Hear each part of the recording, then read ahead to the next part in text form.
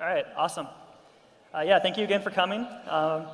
Title of my talk is Science the Shit Out of Your Business. How many of you have seen The Martian or read the book The Martian? Show of hands. Awesome. All right, cool. I was afraid that not many people would have. So if you remember that scene from the movie, I kind of wanted to tie that in. We'll talk about that in a second. My name's Justin, like she said. Let me click forward. So yeah, me. I make a science out of business. We'll talk about what that means, but it includes split testing, but it's also more than that. Like we heard the last talk, there's some things that are difficult to test or maybe you don't have data on. Some of those are my favorite kind of problems to solve.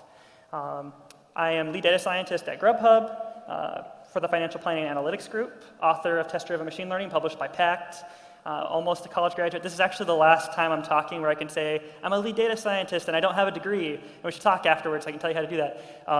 After this one, I talk again at PyData in New York City in November. And then that one I'm going to have to say, I'm a college graduate. And then I also have my contact information up there if anyone's interested in hitting me up or if you have more questions that we don't have the opportunity to get to today. So about GrubHub, how many of you here know what GrubHub is? By a show of hands. Yeah, just a few people. It's totally fine. It makes sense. Largely, we've been doing a lot of stuff in the United States. So if you're from the United States, you might have heard of us. But what we are really is this online marketplace for food ordering. We're actually the leading one. We have 75,000 restaurants in our network across the United States and a few other places as well, such as the UK. We have 3 major brands as well inside of our umbrella of GrubHub, which is GrubHub, Seamless, Eat24. We service 300,000 orders every day, and approximately 9.2 million people have ordered from our site. It's pretty awesome.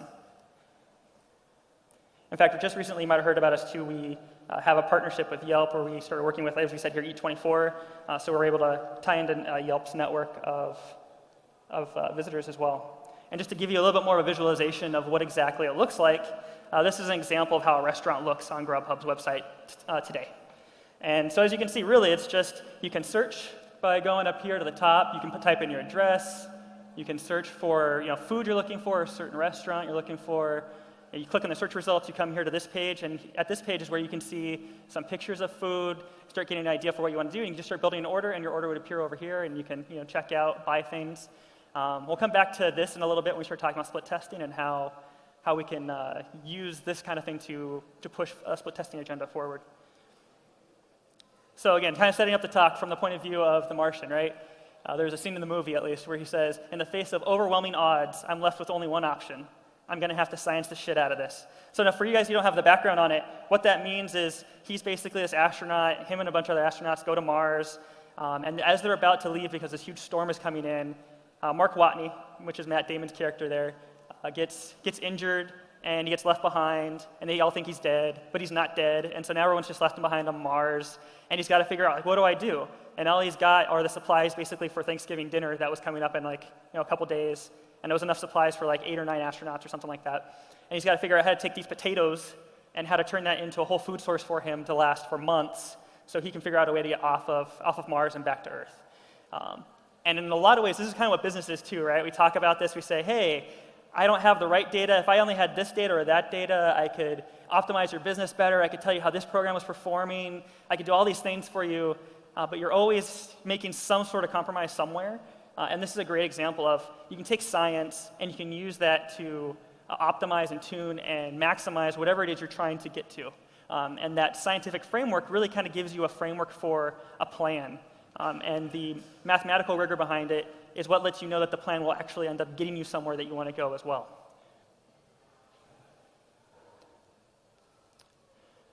This is another thing that I talk about a lot with people, is a lot of times you'll start in a company and you'll just be like, oh, we don't need data. We're gonna release this stuff. We know it's good, right? We built this feature. We've talked to users. It's great. We're just gonna put it out there.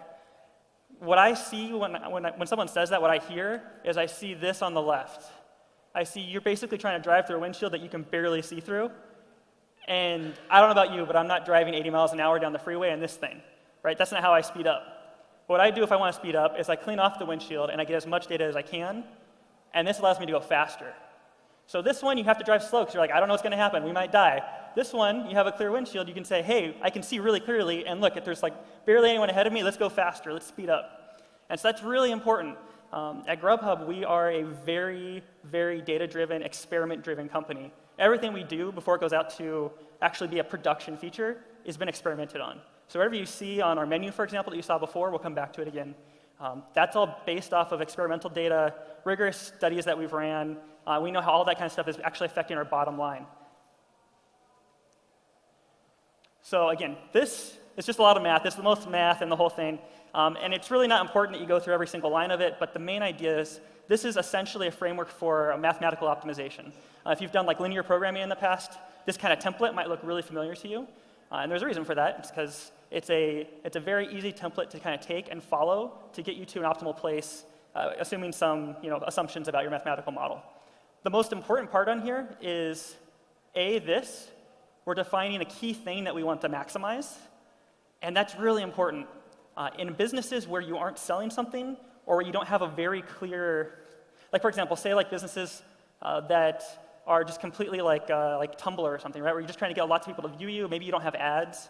How exactly you're willing to, or how exactly you want to trade off views from visitors versus them coming back every day are these trade-offs that get a little murky. But in e-commerce sites, I can tell you exactly what I want to maximize, and that's that I want to maximize the lifetime value of my customers, right? How exactly you come up with that gets a little more murky. You make some assumptions, which is why where my role is right now, which is in finance, makes a lot of sense because I can actually work with the people who are the analysts making these projections, understanding the business to the nth degree, and we can come up with metrics that are very, very, very good for what we want to actually do as a company. And in the same context, in these kinds of problems, you end up with one metric, right? You're saying, I want to maximize this thing. On top of that, we have this vector of x. And in this case, I'm using x as a vector of basically costs. So you're saying, hey, I'm going to take all these investments, and we're going to invest in all these different portions of the company. And how much M here means like net margin. How much margin do I get back out of the business as a result of all these investments? And for different sorts of investments, right, you're going to get different margins, right? Like, because some programs, some departments will do better with certain amounts of money than other departments. And so figuring out how exactly you want to optimize that spend over time is really hard and takes a very rigorous approach to be able to get to that point. And so what we're really going to be talking about a lot in here is going to be this function here where we say, hey, for one given department, when we invest X amount of money, what do we get back out of it? And that's what we're going to spend a lot of time in this discussion talking about. And of course, you're talking about, you can, of course, optimize for being under budget, which is obviously something that you probably want to do. And then you can also put in like these kind of more arbitrary goals where sometimes you want to make sure, hey, for this group, because of some historical past, we want to make sure we're investing at least $500,000 into this. There's always these little gotchas that creep into these kinds of problems, which this kind of framework can handle. And again, this works then as a plan going forward. I know, like, hey, if we can word our problem into this, we can then figure out a solution to it and make it at least a very good solution. So what I also wanted to give was just a quick visualization of what exactly that means. So we have all these different things, all these departments we're trying to change money on, and we're trying to look for what's the maximum. And I just wanted to show that really what happens with a lot of companies, especially when you start this kind of a program, is you're starting, say over here, right? You don't know what the rest of the world around you looks like, though. And in machine learning and data science, we call this like an optimization problem, right? There's different algorithms like stochastic gradient descent, for example, where you can try to figure out how to get to the top of the tallest hill in your area, in your search space. But this problem is a problem that all businesses have. We all have these kind of multi-dimensional search spaces, what we're looking for. We want to get to the top of that revenue mountain, basically, right? We want to get as much money as possible minus all of our costs. And the way that all these different departments and programs and ideas that we have and features play together can make a very weird, hilly landscape that we have to have some help to try to figure out how we'll get to where we want to be. So again, back to this.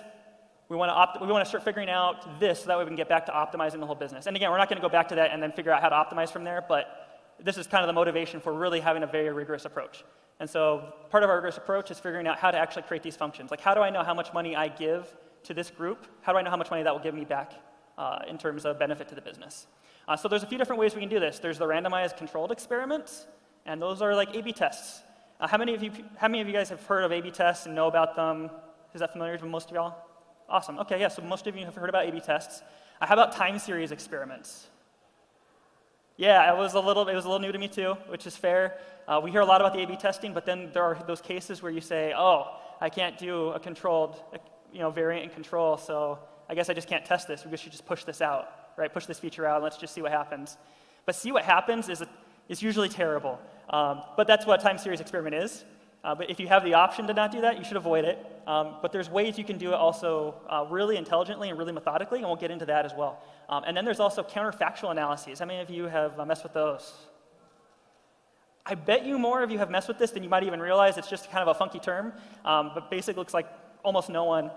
Essentially what counterfactual analyses are, and we'll get to this about how we look at how weather affects the growth of our business, is entirely done with a counterfactual approach. And it basically says, hey, let's build a model of how we think this aspect of our behavior, or of our company behaves. And then we'll say, hey, this is all the data we have for a given day. This is what happened. And the model should predict basically what happened. And then you'll say, but what if we change this one variable? And the model gives you another prediction. You say, that's what would have happened, counter to what actually happened, counter to fact.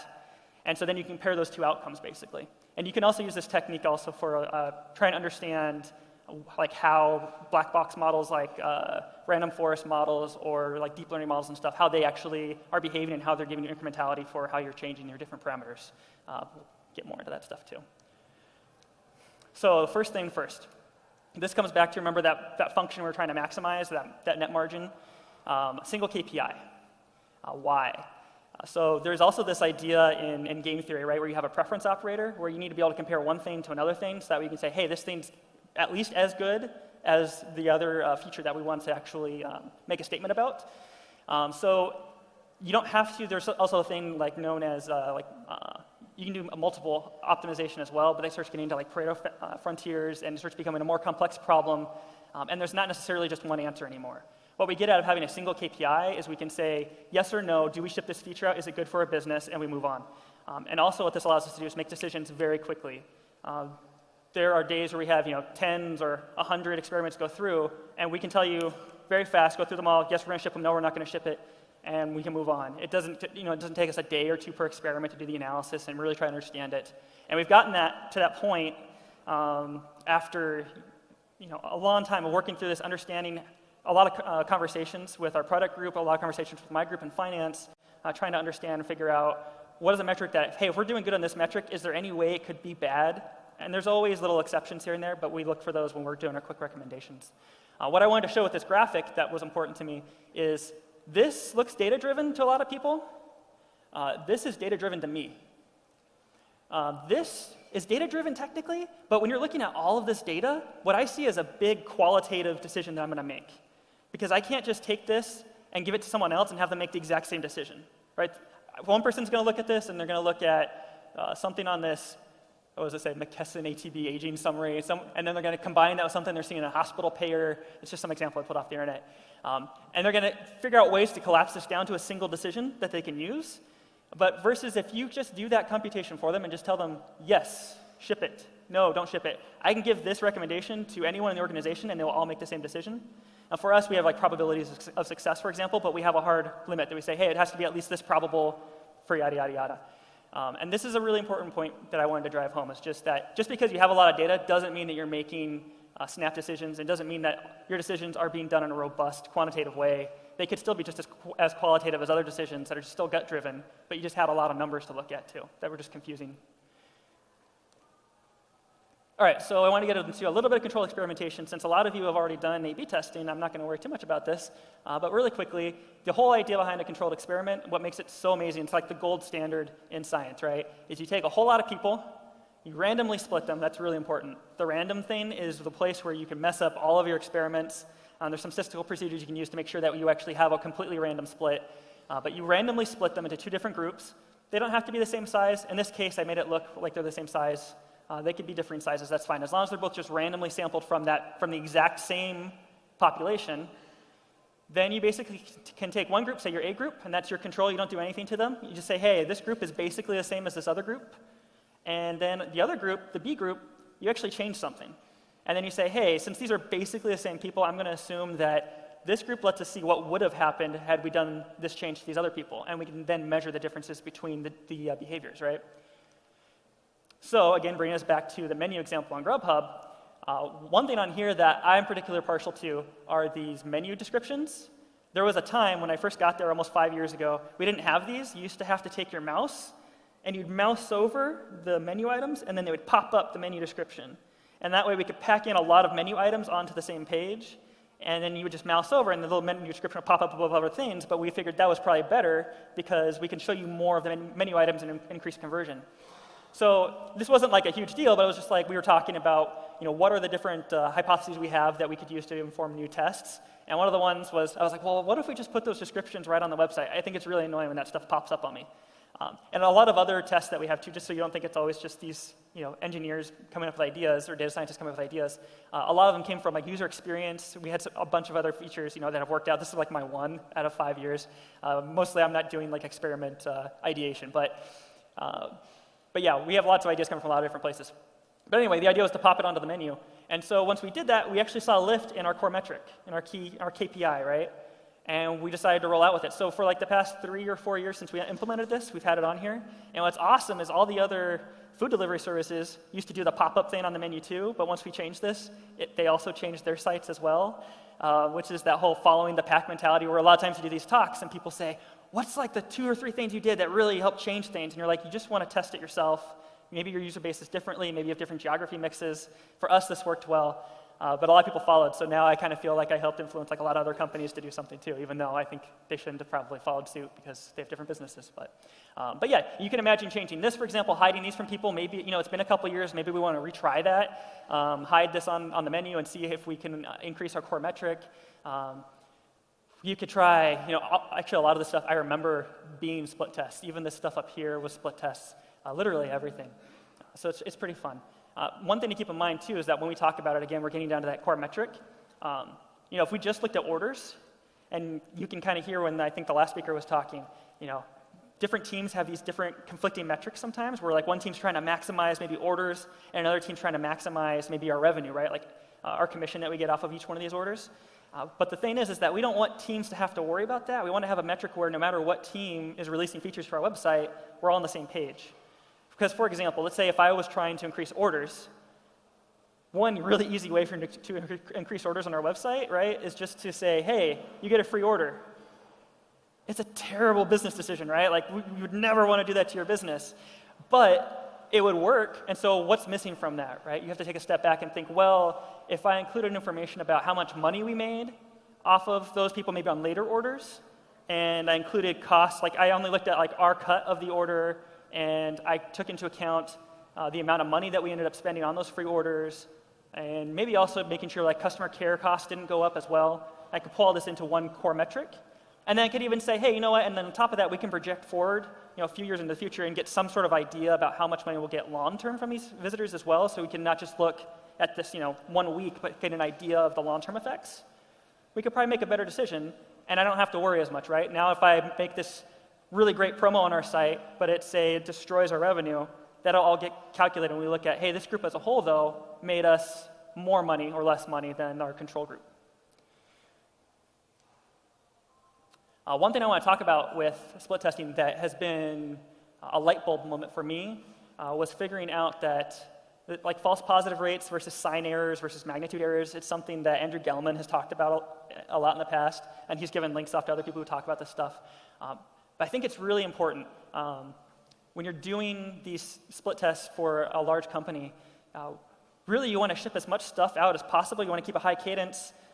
If something is probably going to be positive, you really do want to get as much of that value as possible, because the earlier you ship it, that's what the second diagram is showing. The earlier you ship it, the earlier you start getting return from that investment, right? So if you sit on something for 6 months and it turns out it was really good, you missed out on 6 months of opportunity cost on a really great feature for your company.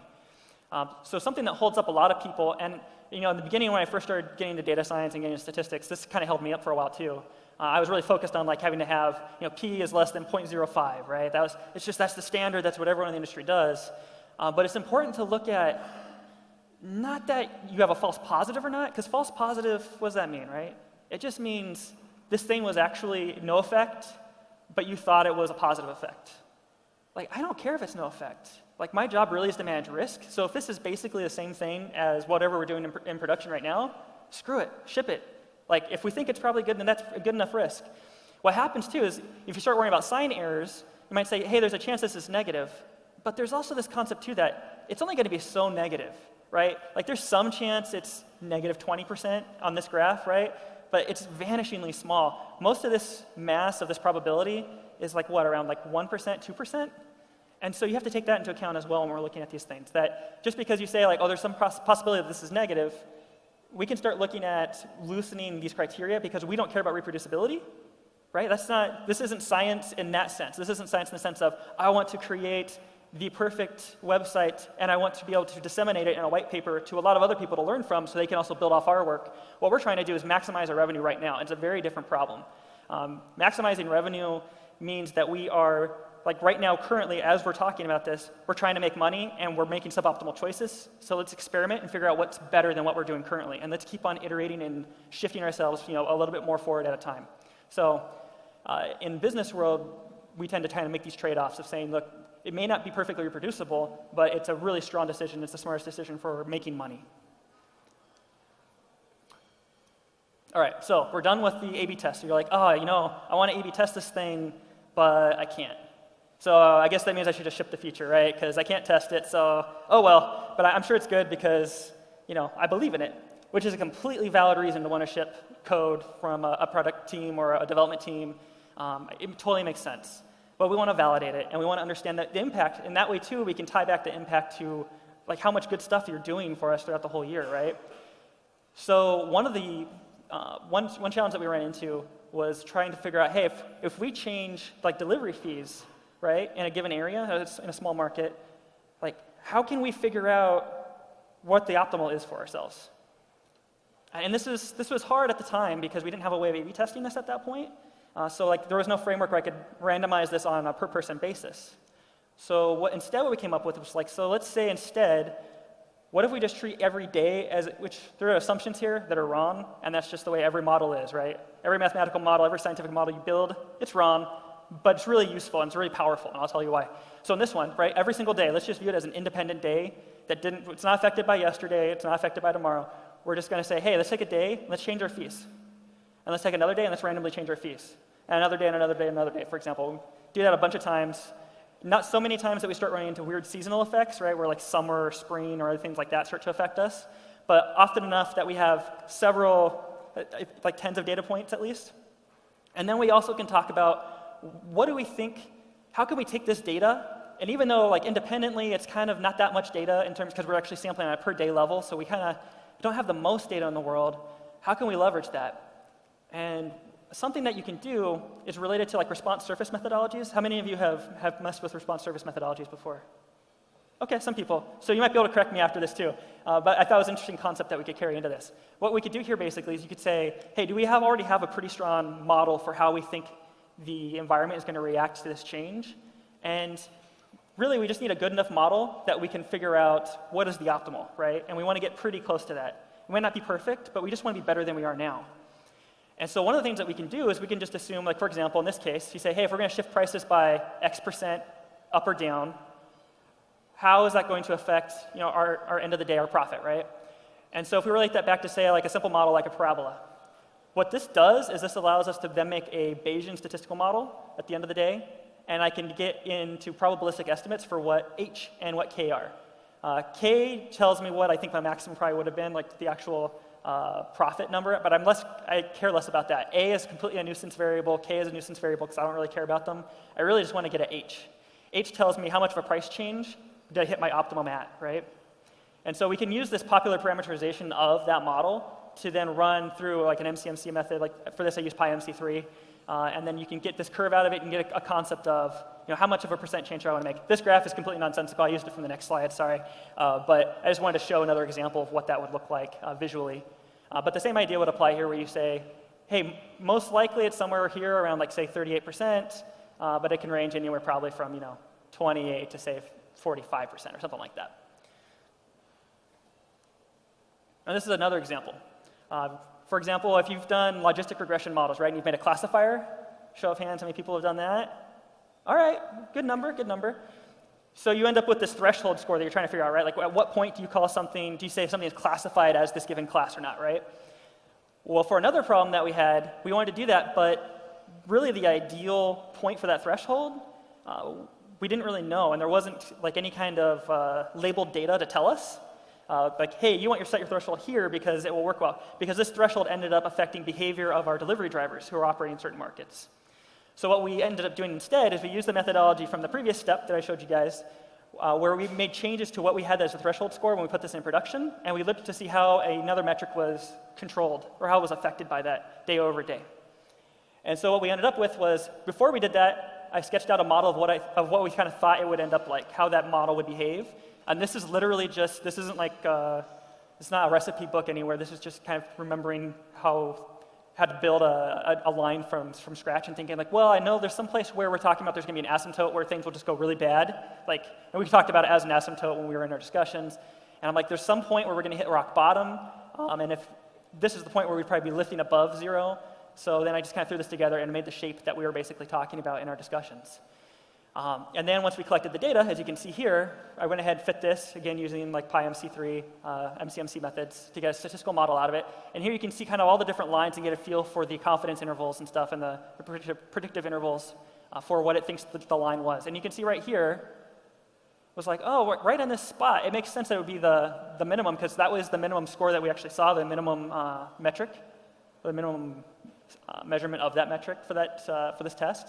And you can see too, like the data kind of followed this pattern, which was kind of awesome to see. So yeah. So again, K here, which is, K in this situation is probably D. I just kind of made this that way. It fit a form that you guys could all read, but I believe K was C or D. Actually, this one must have been C because that was the asymptote.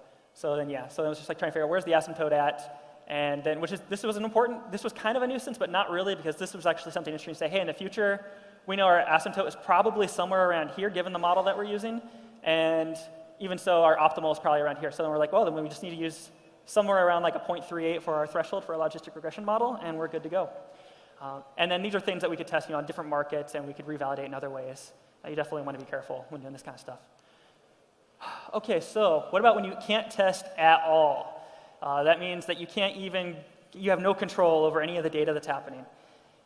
There was a tweet that I wrote a while ago that it really resonated with a lot of people. On a plane, reading this 900-page textbook all about linear regression, or econometrics, sorry.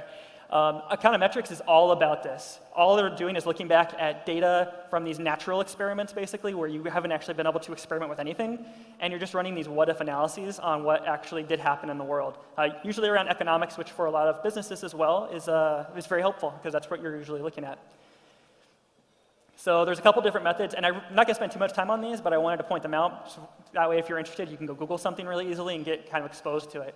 Again, there's books you can buy where it's just a whole book, literally is 900 pages of regression, and all these different techniques you can use with regression to balance for all of these things, understand all the assumptions around these methods. But yeah, so there's first differences. The main point of first differences is that you're essentially trying to control for the variables that you aren't including in your regression. So like you can think of a lot of times what you talk about when you want to do these kind of analyses is you have to be able to build this model, and you have to include everything that could possibly affect everything else, or else you might have accidental like confounding variables. It might change like the magnitudes of your lifts and such that you think you're getting out of this natural experiment. So first differences tries to account for that by essentially, it looks at it as you're taking two different regressions and you're subtracting one from the other, and that gets rid of all those things that are time invariant, and then you're just left with a model that's about the differences. So like the change in the variable I'm looking at is equal to the change in this other variable times its beta coefficient and all that and so forth with its error terms and such. Difference in differences is, I put up a visual here instead of equation because it makes a lot of sense as a visual. You're basically assuming that you have this control and then you have a variant, and that their trends would be parallel to each other, right? So if you have this regression line for each one of them, you'd expect them both to go up at the same rate without your intervention. But now that you've made an intervention, you have some lift above where it would have been. And so you're kind of using this parallel line to subtract from this observed lift and get back to a more reasonable estimate, basically. There's more you can read about that as well. So here we get into, this is kind of a natural experiment, and it gets into also bringing in machine learning. This is actually done with an XGBoost model. What we do is we want to say, hey, so right here in the upper left-hand corner, we have data that comes in, right? We have a number of orders that are happening, and we know that if it's raining in different markets, and we see this weird boost that happens in our data. Like you can see, it's normally pretty cyclic. This is all made up data, by the way, so don't try to tie it back because it won't make any sense. But we can see it's pretty cyclic in this example, and then you see this little bump, and we're wondering, well, why did that bump happen? If I look the week after and the week before, I wouldn't see that. And we know it rained, but how much of an effect did that rain really have on us? Like what would this bump have looked like if we hadn't had that rain? So what we do is we use an XGBoost model that's trained to predict orders. And we use that order prediction to get at order growth for our business, basically. What that model basically does is we train it on a bunch of information. We have this really wide table. It has information about number of inches of rain we had on different days. It has information about temperatures. We've engineered a lot of other different features as well to try to build in this human concept of how we relate to weather as well into like the feature set. Run it through the XGBoost model, and then it's able to say, hey, if you give me all these different variable parameters, I can tell you how many orders we would have seen in that day. And then, for example, one of the inputs is inches of rain on a given day. So if, say, on one day you had 5 inches of rain and the model said, say, just to make it simple, it predicted exactly the amount of orders that we had on that day. You'd say, oh, okay, that makes sense, that's what happened. And you say, well, what if I take that 5 inches out and I say it was 0 inches of rain? Then whatever the model gives us for that day would then be the new, what it thinks would have happened if we had not gotten rain. And then we can take those two and say, hey, this is the difference between those two models of the world, and so we think that that's the effect that amount of rain had on our business. Because of the fact we're using the XGBoost model, black box model, it can be a nonlinear effect, we don't care, and it does a pretty great job of being very accurate about this stuff. And then we can take those differences that we see on a day-to-day basis and we can relate that to the prior year as well, and we can actually tell you, how much did orders grow over the last year if we negate the effects of rain or temperature, like weather effects, basically. And then here we're just kind of seeing how the problem decomposes from a conceptual perspective, how we get at this one concept of being able to say, hey, just on a day-to-day basis, we should see this. Order growth is another component of our data, and then also the orders from rain. And we can just kind of decompose each one of these different aspects from our model, basically. And that's also counterfactual. When you're, again, running through something, you have a model built, and you're able to say, hey, let's compare what did happen with what would have happened had a couple of these variables have changed.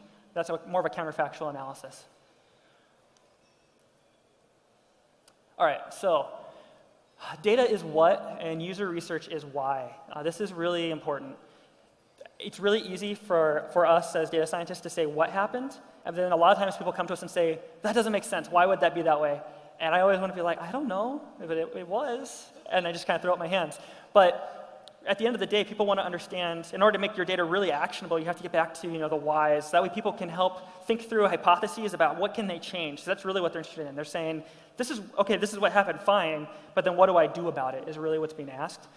So in this space, it's a huge space for user experience research to happen. It's someplace where we've had user experience the whole time I've been at GrubHub, and that's always been a key point for me is instead of saying, hey, I have this model with a bunch of data, and it's right because it's a model with data, which I've heard from some data scientists. Instead, we can say, hey, I have a model with data. Let me talk to you as a business expert or as a user experience expert, and let's try to understand this in relation to your experiences. And we found bugs in models before because we do it this way, because we gut check our models with actual human experience and understanding. We found some big issues before. So it's hugely important. We have customer service as well, sales as well, of course. And again, this even comes down to, for example, I work in financial planning and analytics. So my team is a team of data scientists, but then we work next to financial analysts who are doing projections, deep dives, reporting, and we will talk with them and say, hey, does this number make sense to you? If we have a weather growth number for the day, for example, that seems odd, we talk to them about it reasonably and say, oh, it seems weird. Why does it seem weird? Which sounds weird to them that we don't understand why it sounds weird, because we'll look at it and be like, oh, no, it's in the range that we would expect. But then they can show us other numbers they're seeing or how it's inconsistent with previous things we've said, and we'll go back and we have a whole dashboard set up now where we can kind of break down the story and help them understand, why we saw different effects in different spots. This is a huge, huge topic as well. When you're doing all this work, you're doing all this experimentation, you're telling people how you think the business is going to perform as the result of all these efforts. Especially for us, my team, we handle the experiment analysis, we consult on experiment design, we help set up experiment frameworks for different teams in the company. And so basically the whole company's experimentation process goes through my team. You have to have a lot of credibility.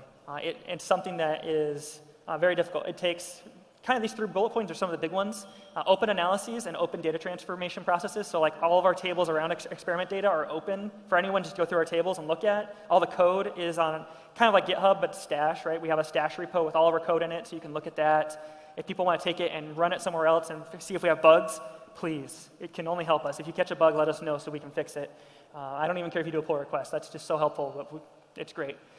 Reproducible analyses with version metrics. So all of our analyses that we do on experiments, we have all the metrics for them coded in Python, and then on top of that, every one of the metrics has a version number associated with it. And so that way, if we find a small bug here or there, we can go in, we can change it and change the version number, and then we have a way to get back to understanding, we ran this analysis a year ago, and we got different numbers than we get now. Why is that? We can say, oh, the version number of the metric was different. We can go to a different version of it and see how that would have performed, and then we can talk about that.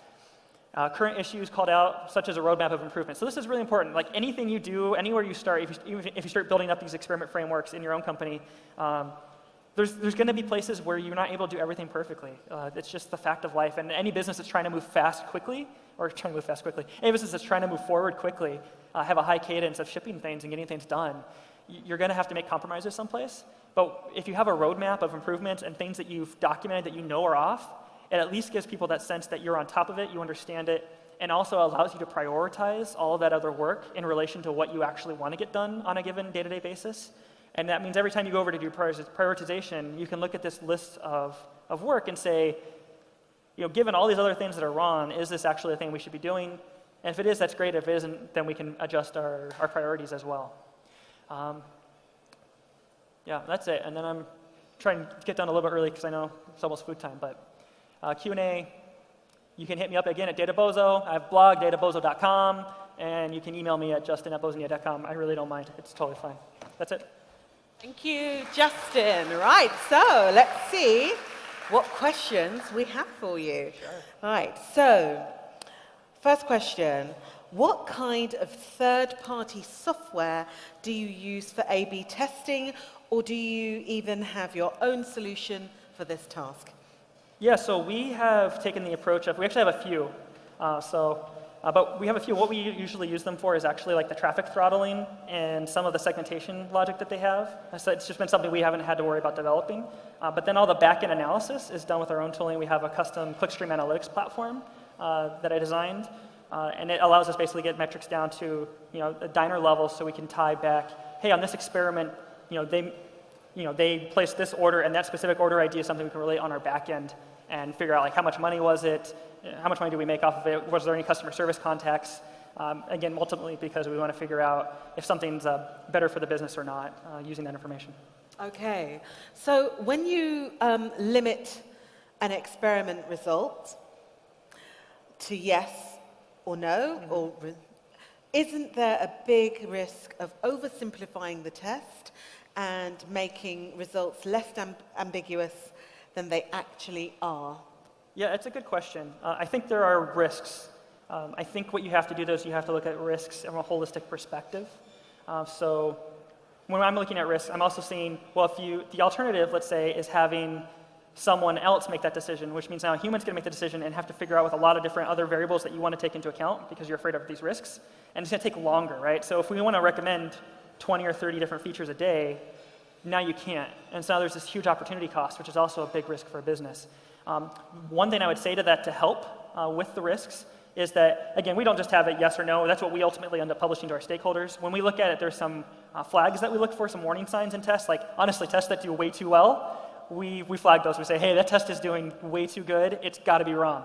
And we'll dig in a little bit. But we have these warning signs or smells, if you're used to like coding smells, that we look for that help us. But then by the time it gets out to our stakeholders or we're emailing senior leadership, they shouldn't have to be thinking about that. At that point, they need an action, and that's what my team gives. Okay, great. So how do you decide when there is no agreement on one KPI? We drive to an agreement. And again, like I want to make it very, very pointed and very specific and say, yes, we do. And that can take a long time sometimes. It's not easy, and it takes having executive buy-in, and it takes just having kind of a whole set of champions throughout the organization who can help you get to that agreement. But yeah, there will be one KPI, and that's what you use for agreement. There will be other KPIs people are interested in. I call those diagnostic metrics.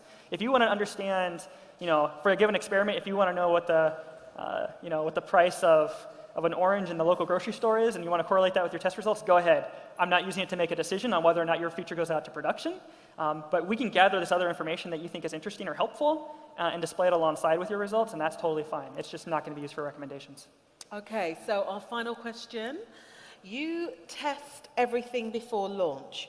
What's your testing time period, and what equals a successful test to enable the feature to be rolled out? Yeah. That's a good question. It depends on, the testing time period depends on the kind of feature that we're doing. Some features we like to watch for a longer period of time than others. We like to test things at least across every day of the week, so like Monday through Sunday, just because those are some really obvious days where you have some very different changes in behavior. And then what equals a successful test to enable the feature to be rolled out? A really simple answer to that is that our variant gives us a better long-term value for our diners than the control. Okay, great. So, Justin, thank you so much for being with us. We have a picture for you. This is his. Okay. Thank you so much. Have a great rest of the conference. Cool. And hopefully everyone's got lots out of that. Awesome. Have a great time. Thank you. Thank you.